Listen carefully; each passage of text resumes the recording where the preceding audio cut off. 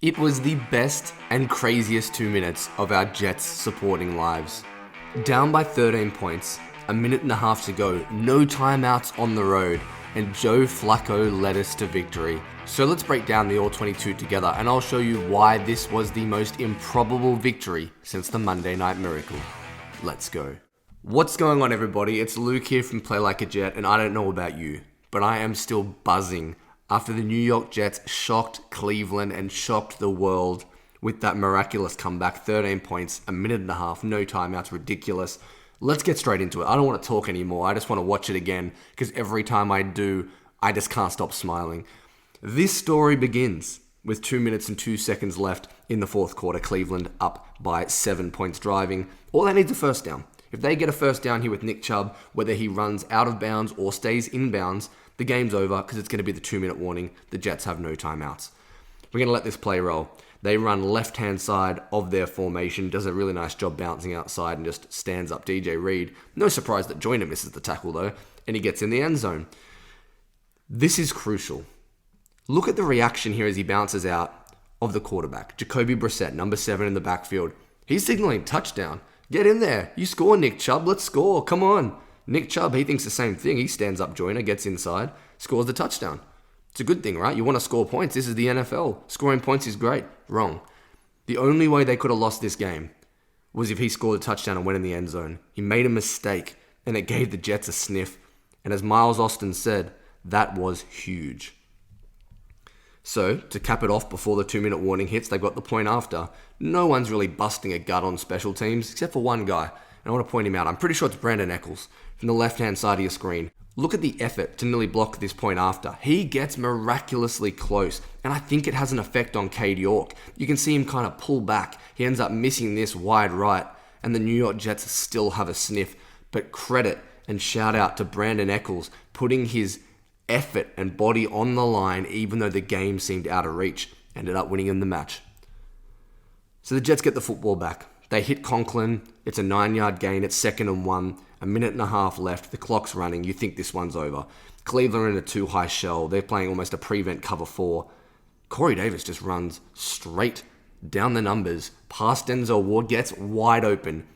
And this is when things got interesting because people kind of misconstrued this play. You can see Tyler Conklin from the right-hand side of your screen also leaks out into the flat, but he doesn't have an effect on Denzel Ward. It has nothing to do with it. Denzel Ward is watching quarterback. He's got his eyes on Joe Flacco. He sees Corey Davis enter the zone, but he thinks that the safety's going to pick him up. The safety's otherwise occupied.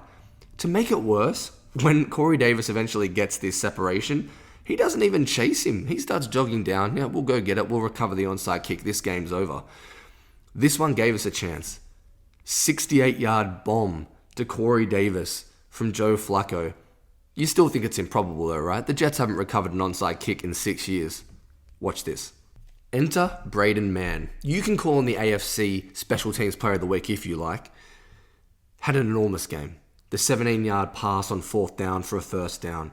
4 punts averaging 47 yards, but inside of that, 2 in the opposition 10-yard line. Did a great job pinning him back. Caps it off with an incredible onside kick. He fakes like he's going to go to the right-hand side of the Jets formation, left of your screen. He wheels it back, and that spin is huge. Scramble for the football. The New York Jets get it. Hardy finds a way to get the football. And right now, I started to believe. But the key contest here, freeze it right here. Will Parks versus Amari Cooper. Who wants the football?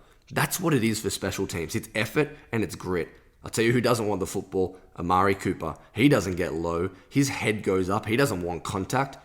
I'm getting paid $100 million. I don't want to go in and get this football. Will Parks. Just the effort, the grit. That's why special teams wins games of football.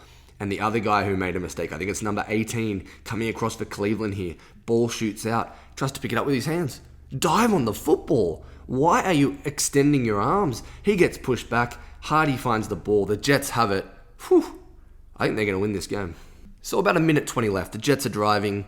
And there's 2 plays that really stood out for me that maybe went under the radar for most. The first play is one of them. They're going to go here to the little left-hand flat, and they're going to hit Tyler Conklin. He drops the football. At the time, I just thought, man, Tyler Conklin has dropped and fumbled a lot of footballs in his first 2 games for the Jets. This is terrible. I'm going to tell you something. This might have won the Jets the game, and this wasn't intentional from him. As he drops his football, bang, tries to get upfield, make a football move, didn't watch it in. He's going to get 10 yards. That's great. But the clock's running. They got no timeouts. You're going to lose 12 to 15 seconds to snap the football every single time. There's a deep route on the right sideline as well. This is going to take the Jets a while to realign and get the next snap off. That's going to be big because remember, the Jets scored. There was only 22 seconds left on the clock. But then they started to move the ball methodically down the field. This one to the left flat, very similar concept to Michael Carter.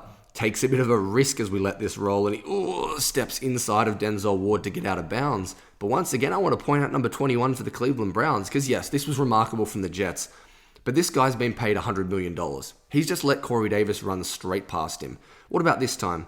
You've got Michael Carter stepping to the inside right here. You'd think Denzel Ward's going to do everything he can to keep him in bounds. Doesn't even extend an arm. He just ducks his head and almost fakes like he's tackling. Michael Carter gets out of bounds. The clock stops and the Jets are still alive. From there, we see another one of our friends, old mate Stone Hands Ty Johnson, dropping another football. Looked like just like he did against the Saints last year, late in the season, dropping 3 balls in the first quarter, over the middle. I don't know what Joe Flacco's seeing here. If you let this play kind of evolve, you've got a little block and release on the chip from Tyler Conklin, right hand flat. He probably gets 15 yards and a first down and gets out of bounds here. He tries to force it to Ty Johnson. He knows what the deal is. We drop footballs. We're Ty Johnson. Let's go. Keeps the Jets alive once again. And the rest was really absolute masterclass from Mike LaFleur and Joe Flacco. Yes, Garrett Wilson was the receiver. He had an incredible game. But these last 2 plays were more about the concepts. The Browns are going to rotate into this cover 2 overload blitz, and they're going to wait on this patient route from Garrett Wilson, hit him in that middle window, and it ends up being a first down, gets to the 15-yard line. The clock's ticking, but we can get there. We've still got time for 4 more snaps. He did a fantastic job, did Joe Flacco, hanging in the pocket. He's got a man in his face. We all know. I talked about this yesterday in the video. Garrett Wilson, great on this patient little route. The window opens up. The Jets right now, in my head, are going to win this game, and that makes me nervous because the Jets don't usually come through. So we have a couple of plays. We have a miss in the left-hand flat. We then had a near sack from Myles Garrett. Joe Flacco does a good job avoiding it. It's 3rd and 10 from the 15. Big play. This is it. In my head, I think this is the play they got to score. They dial up the same look against a very similar concept and principles, and Garrett Wilson scores the touchdown, 15 yards. Jets lead if they kick the extra point, which they go on to do. What makes this spectacular is that Mike LaFleur dials up the same play, attacking the same part of the Browns defense based on the look they gave pre-snap. But look at Joe Flacco. I talked about this. I'm sorry if you've heard it before. Joe Flacco releases this football right now to go and throw this in his motion. Look where the receiver is. He is not even wrapping around the back of the linebacker. He puts this on the money. Garrett Wilson does the rest. Joe Flacco, Cool Joe came through. A great job from Mike LaFleur dialing it up and taking advantage of the Browns. But that's still a big boy throw from Joe Flacco. The Jets are winning, but there's still 22 seconds left. So the Browns have probably got time for 2 more plays before they send out their kicker, Cade York, out on the field and try and win this game. It's really important we have contain, we keep them inbounds, we make them use their timeout on this play. Carl Lawson does a nice job coming from the right defensive end position, actually gets quite good penetration, but he just loses outside contain. In conjunction with that, the Jets run this little stunt up front with their interior, but they don't really do a good job maintaining gap integrity, and there's a huge lane for Jacoby Brissette. He gets out, they do a nice job blocking it up, the DBs are worried about him going deep. Right now, I swear to you, I thought the Jets are going to lose this football game. They have done everything right. The gods have smiled on us. But this is going to happen again. I felt sick. It's PTSD from watching the Jets. I swear to you. I thought we were going to lose this game. But look what happens next on the last snap of the game. Enter Jets fan favorite Ashton Davis. Let's go. So he right now is between the hashes, kind of on that 44-yard line. He's standing on what they believe is Cade York's field goal range. That's what Robert Saleh said. As we let this play roll, he's reading inside out. The rest are playing outside in, jumps the route, gets the football, take a knee, get out of bounds. He does, he takes the knee, the game is over. The New York Jets are about to be in victory formation. They win it, but a great job from Ashton Davis understanding his responsibility in his only defensive snap of the game. He's reading the eyes of the quarterback.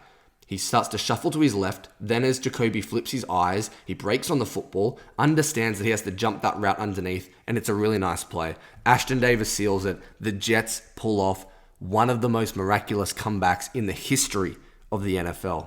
And there you have it. ESPN win projector had them as a 0.01% chance of winning after Chubb running that touchdown, and they pulled it off. They needed some luck, but these young dogs fight. This could be a franchise-altering moment for the New York Jets.